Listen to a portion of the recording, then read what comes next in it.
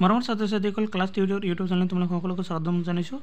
অষ্টম শ্ৰেণীৰ বিজ্ঞান বিষয়টোৰ পাঠ নম্বৰ 9 অধ্যায় নম্বৰ 9 প্ৰাণীৰ প্ৰজনন ৰিপ্ৰডাকশ্যন ইন এনিমেলছ এইটো পাঠৰ প্ৰশ্ন উত্তৰসমূহ প্ৰথমৰ পৰা শেষলৈকে বিতংভাৱে আলোচনা কৰিবলৈ লৈছোঁ।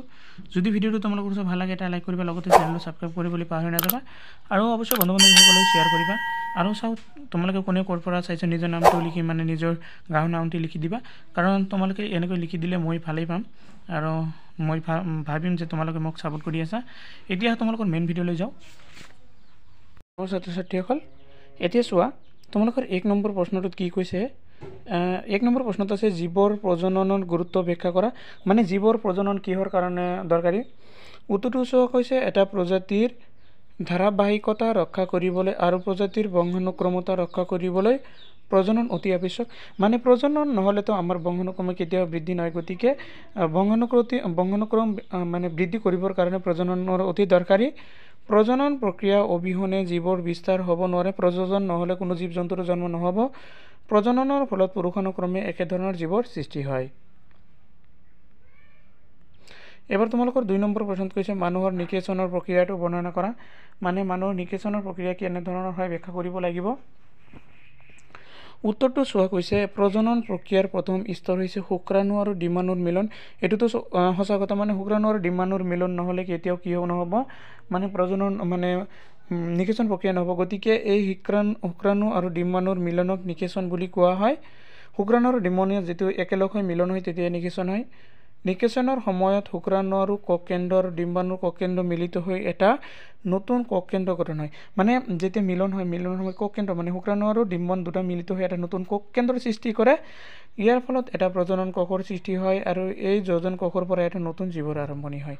যেতিয়া দুটা মিলনৰ ফলত এটা কোষৰ সৃষ্টি হয় আৰু এই কোষটোৰ সৃষ্টি হোৱাৰ পিছত এটা যোজন কোষ সৃষ্টি হয়, যাৰ পৰা এটা নতুন কি হয় মানে প্ৰজাতিৰ সৃষ্টি হয়।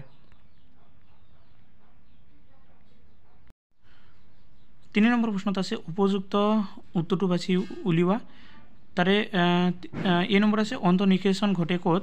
অন্তঃনিষেচন তোমালোকে জানা স্ত্ৰী দেহত ঘটে, গতিকে এইটো সঠিক উত্তৰ অপশ্যন নম্বৰ 1 হ'ব। তাৰপিছত লালুকি এটা পূৰ্ণাংগ ভেকুলী বিকশিত হোৱা প্ৰক্ৰিয়াটো হ'ল নিষেচন, ৰূপান্তৰ, টানকৈ লাগি ধৰা মুকুলন, এইটো হ'ব অপশ্যন নম্বৰ 2 ৰূপান্তৰ। তাৰপিছত 3 নম্বৰ কৈছে এটা যোজন কোষত কোষ কেন্দ্ৰৰ সংখ্যা নাথাকে, 1 2 3 এটা যোজন কোষত মানে কোষ থাকে এটা। এবাৰ 4 নম্বৰ প্ৰশ্নত কৈছে নিম্নলিখিত উত্তৰবোৰ শুদ্ধ হ'লে সু আৰু অশুদ্ধ হ'লে লিখিবা। এই নম্বৰত আছে ডিম্বজ প্ৰাণী পোৱালি যোগায়, এইটো অশুদ্ধ। ডিম্বজ প্ৰাণীয়ে কণীহে পাৰে, এইটো পোৱালি যোগায়, এইটো অশুদ্ধ। প্ৰতিটো শুক্ৰাণু এক কোষীয়া, এইটো শুদ্ধ হ'ব। চি নম্বৰ আছে ভেকুলীৰ বহি নিষেচন হয়, শুদ্ধ। ডি নম্বৰত আছে এটা জনন কোষৰ পৰা এজন নতুন মানুহৰ সৃষ্টি হয়, এইটো অশুদ্ধ। তাৰপিছত আছে নিষেচনৰ পিছত পৰা এটা কণী এক কোষযুক্ত হয়, এইটো শুদ্ধ। মানে নিষেচনৰ পিছত এটা কোষযুক্ত হয়। 1 নম্বৰত আছে এমিবাই মুকুলনৰ দ্বাৰা বংশ বৃদ্ধি কৰে, এইটো হ'ব অশুদ্ধ। জি নম্বৰত আছে অজন প্ৰজননত নিষেচনৰ আৱশ্যক, এইটো অশুদ্ধ। এইচ নম্বৰত আছে দ্বৈত বিভাজন এটি অজন প্ৰজননৰ পদ্ধতি, এইটো শুদ্ধ হ'ব। আই নম্বৰ নিষেচনৰ ফলত এটি যোজন কোষৰ গঠন হয়, এইটো শুদ্ধ। আৰু জি নম্বৰত আছে এটা ভ্ৰূণ এটা একক কোষেৰে গঠিত, এইটোও অশুদ্ধ। তোমালোকে 5 নম্বৰ প্ৰশ্নত পাবা এটা যোজন কোষ আৰু এটা ভ্ৰূণৰ পাৰ্থক্য উল্লেখ কৰা। যোজন কোষ আৰু ভ্ৰূণৰ পাৰ্থক্য উলিয়াব দিছে। তো চোৱা এটা যোজন কোষ আৰু এটা ভ্ৰূণৰ পাৰ্থক্য লিখা হ'ল। প্ৰথমতে চোৱা যোজন কোষ কৈছে, যোজন কোষ হৈছে একোষী, অৰ্থাৎ যোজন কোষত মাত্ৰ এটা কোষ থাকে। মানে যোজন কোষত মাত্ৰ এটা কোষে থাকে, কিন্তু ভ্ৰূণ হৈছে বহুকোষী। এটা পাৰ্থক্য গ'ল। 2 নম্বৰ পাৰ্থক্য চোৱা কি কৈছে, এটা শুক্ৰাণু আৰু এটা ডিম্বাণুৰ মিলনৰ ফলত এটা যোজন কোষৰ সৃষ্টি হয়, কিন্তু আনহাতে যোজন কোষ বাৰে বাৰে বিভক্ত হৈ ভ্ৰূণৰ সৃষ্টি হয়, ভ্ৰূণৰ পৰা গৰ্ভস্থ সন্তানৰ জন্ম হয়। তোমালোকৰ 6 নম্বৰ প্ৰশ্ন অজন প্ৰজননৰ সংজ্ঞা দিয়া।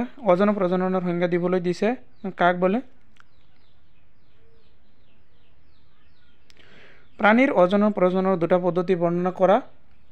উত্তৰ যি প্ৰজনন প্ৰক্ৰিয়াত স্ত্ৰী জনন আৰু পুংজনন কোষৰ মিলন নোহোৱাকৈ কেৱল এটা প্ৰাণীৰ পৰা নতুন জীৱৰ বিকাশ হয়, এনে প্ৰজননক অজন প্ৰজনন বোলে। যদি কোনো প্ৰক্ৰিয়াত স্ত্ৰী জনন আৰু পুংজননৰ মাজত কোনো ধৰণৰ মিলন নহয়, কিন্তু তাৰ উপৰি কি হয় মানে নতুন জীৱৰ বিকাশ হয় তেনে প্ৰজননক কি বুলি ক'ব অযৌন প্ৰজনন অযৌন প্ৰজননৰ দুটা পদ্ধতি বৰ্ণনা কৰা হ'ল এটা হ'ল মুকুলন হাইড্ৰা দেহৰ অংশ উখি মুকুলৰ সৃষ্টি হয় আৰু এই মুকুলি বৃদ্ধি হোৱাৰ পাছত দেহৰ পৰা এৰাই গৈ নতুন হাইড্ৰাৰ সৃষ্টি কৰে এই প্ৰজননক মুকুলন বুলি কোৱা হয় 2 নম্বৰটো হৈছে দ্বৈত বিভাজন এমিবাৰ ক্ষেত্ৰত দেহৰ কোষ কেন্দ্ৰটো বিভাজিত হৈ নতুন দুটা কোষ কেন্দ্ৰৰ সৃষ্টি হয় পিছত কোষটোৰ বিভাজন ঘটি নতুন কোষ কেন্দ্ৰ দুটাৰ সৈতে এটা নতুন এমিবাৰ জন্ম হয় ইহঁতে মানে প্ৰজনন নোহোৱাকৈ কি কৰিব পাৰে বংশ বৃদ্ধি কৰিব পাৰে 7 নম্বৰ প্ৰশ্ন স্ত্ৰীৰ প্ৰজনন অংগৰ কোনটো অংশত ভ্ৰূণটো লাগি ধৰে এইটো তোমালোকে পাইছা জৰায়ুত 8 নম্বৰ প্ৰশ্ন ৰূপান্তৰ কি উদাহৰণ দিয়া এইটো খুবই গুৰুত্বপূৰ্ণ ৰূপান্তৰ কি হয় আৰু মানে উদাহৰণ দিব দিছে উত্তৰটো চোৱা সম্পূৰ্ণ পৰিৱৰ্তনৰ মাজেৰে পলুৰ পৰা প্ৰাপ্তবয়স্ক সলনি হোৱাকে ৰূপান্তৰ বোলে এইটো কিতাপত আছে আৰু উদাহৰণটো চোৱা কৈছে উদাহৰণ কণীৰ পৰা পলু পলুৰ পৰা লেঠা লেঠাৰ পৰা প্ৰাপ্তবয়স্ক হোৱাটো এটাৰ উদাহৰণ 2 নম্বৰটো হৈছে কণীৰ পৰা লালকি লালকিৰ পৰা প্ৰাপ্তবয়স্ক ভিকুলি হোৱা এইবোৰ কিতাপৰ ভিতৰত আছে ইয়া এটা মানে ৰূপান্তৰৰ উদাহৰণ 9 নম্বৰ প্ৰশ্নত কৈছে অন্তঃনিকেচন আৰু বহিঃনিকেচনৰ মাজত পাৰ্থক্য লিখা অন্তঃনিকেচন মানে তোমালোকে পাই আহিছা মানে দেহৰ ভিতৰত হয় আৰু বহিঃনিকেচন মানে দেহৰ বাহিৰত হয় তো এতিয়া চোৱা কি হৈছে অন্তঃনিকেচন আৰু বহিঃনিকেচনৰ মাজত পাৰ্থক্য হ'ল অন্তঃনিকেচন দেহৰ ভিতৰত হয় এইটো সঠিক আৰু বহিঃনিকেচন দেহৰ বাহিৰত হয় আৰু এটা পাৰ্থক্য কৈছে অন্তঃনিকেচন স্ত্ৰীসমূহে সম্পূৰ্ণৰূপে সন্তান জন্ম দিয়ে যেটো অন্তঃনিকেচন হয় তাত স্ত্ৰীসকলে মানে সন্তান জন্ম দিয়ে কিন্তু বহিঃনিকেচন স্ত্ৰীসমূহে নিকেচন নোহোৱা কণী পাৰে ইহঁতে সন্তান জন্ম নিদিয়ে কণীহে পাৰে 3 নম্বৰ অন্তঃনিকেচন মানুহ গৰু আদিত উচ্চ খাবৰ প্ৰাণীৰ ক্ষেত্ৰত হয় আনহাতে বহিঃনিকেচন হাঁহ কুকুৰা আদি প্ৰাণীৰ ক্ষেত্ৰত হয় এবাৰ তোমালোকৰ কিতাপৰ ভিতৰৰ পৰা মই কেইটামান প্ৰশ্ন বনাই দিছো মানে এইটো তোমালোকৰ মানে লাগিব পাৰে কিতাপৰ ভিতৰত দাগ দি লবা কোনটো মানে হয় মানে কিতাপৰ বাহিৰৰ পৰা এটাও দিয়া হোৱা নাই প্ৰথম এইটো 2 নম্বৰ নহয় এইটো 1 নম্বৰ হে হ'ব 1 নম্বৰ প্ৰশ্নটো হৈছে প্ৰাণীৰ প্ৰজনন কেই প্ৰকাৰ আৰু কি কি এটো তোমালোকে পাই আহিছা প্ৰাণীৰ প্ৰজনন দুই প্ৰকাৰ এটা হ'ল যৌন প্ৰজনন আৰু এটা হৈছে অযৌন প্ৰজনন 2 নম্বৰ প্ৰশ্ন যৌন প্ৰজনন কাক বোলে পুংজনন আৰু স্ত্ৰীজনন কোষৰ মিলনৰ ফলত যৌন কোষৰ উৎপত্তি হয় তাৰপৰা নতুন জীৱৰ সৃষ্টি হলে তাক যৌন প্ৰজনন বোলে এটো আছে কিতাপৰ ভিতৰত 3 নম্বৰত আছে পুংজনন অংগসমূহ কি কি মানে পুৰুষৰ কি কি মানে জনন ক্ষমতাৰ অংগ থাকে এটা হ'ল অণ্ডকোষ দুটাল নলী আৰু এটা লিং এবাৰ 4 নম্বৰ কৈছে স্ত্ৰী প্ৰজনন অংগসমূহ কি কি এটো খুব গুৰুত্বপূৰ্ণ প্ৰশ্ন স্ত্ৰীৰ ভিতৰত কি কি অংগ প্ৰত্যংগ থাকে এটো হৈছে মানে জন্ম মানে প্ৰজননৰ ক্ষেত্ৰত এজৰ ডিম্বাশয় দুটাল নলী ডিম্ববাহী নলী আৰু এটা জৰায়ু এবাৰ 5 নম্বৰ কৈছে নিকেচন কাক বোলে উত্তৰটো হৈছে ডিম্বাণু আৰু শুক্ৰাণুৰ মিলনক কি বুলি কোৱা হয় নিকেচন বুলি কোৱা হয় 5 নম্বৰ প্ৰশ্ন ডিম্বাণু আৰু শুক্ৰাণু মানে কি হয় মানে কাক বোলে ডিম্বাশয় স্ত্ৰীজনন কোষ উৎপন্ন কৰে যাক ডিম্বাণু বুলি কোৱা হয় আৰু অণ্ডকোষে পুংজন কোষ উৎপন্ন কৰে যাক শুক্ৰাণু বুলি কোৱা হয় 6 নম্বৰ নিকেচন কাক বলে এটো দিয়া হৈছে মানে এটো দৰকাৰ নাই আগতে আলোচনা কৰা হল এবাৰ 7 নম্বৰ যোজন কোষৰ কোষ কাক বলে এটো কোষৰ ৰ নহয় কোষ কাক বলে গতিকে নিক্ষিপ্ত ডিম্বাণুক যোজন কোষ বলে 7 নম্বৰ প্ৰশ্ন অন্তঃনিকেচন কাক বলে উদাহৰণ দিয়া এটো মানে পাই আহিলা পাৰ্থক্যৰ ভিতৰত পাই আহিছা তো ইতিহাস স্ত্ৰী দেহৰ ভিতৰত হোৱা নিকেচনক অন্তঃনিকেচন বলে উদাহৰণস্বৰূপে মানুহৰ দেহত আৰু আন প্ৰাণী যেনে কুকুৰা গৰু আৰু এটো কুকুৰা নহয় এটো কুকুৰ হ'ব কুকুৰ গৰু আৰু কুকুৰৰ ক্ষেত্ৰত দেখা যায় ডাবল হৈছে এটো নহয় বহিঃনিকেচন কাক বলে উদাহৰণ দিয়া স্ত্ৰী দেহৰ বাহিৰত হোৱা নিকেচনক বহিঃনিকেচন বলে ভেকুলী তৰা মাছ আদিৰ ক্ষেত্ৰত এই নিকেচন হয় গৰ্ভভ্ৰূণ কাক বলে উত্তৰটো হৈছে ভ্ৰূণৰ যেটো অৱস্থাত দেহৰ সকলো অংগ চিনিব পৰা যায় তাক গৰ্ভভ্ৰূণ বুলি কোৱা হয় 10 নম্বৰ প্ৰশ্ন জৰায়ুজ প্ৰাণী কাক বলে উদাহৰণ দিয়া উত্তৰটো হৈছে জীৱৰ প্ৰাণী পোৱালি জগাই হিয়তক জৰায়ুজ প্ৰাণী বলে গুৰুত্বপূৰ্ণ প্ৰশ্ন এটো মানুহ গৰু আৰু কুকুৰ এইবোৰ হৈছে কি জৰায়ুজ প্ৰাণী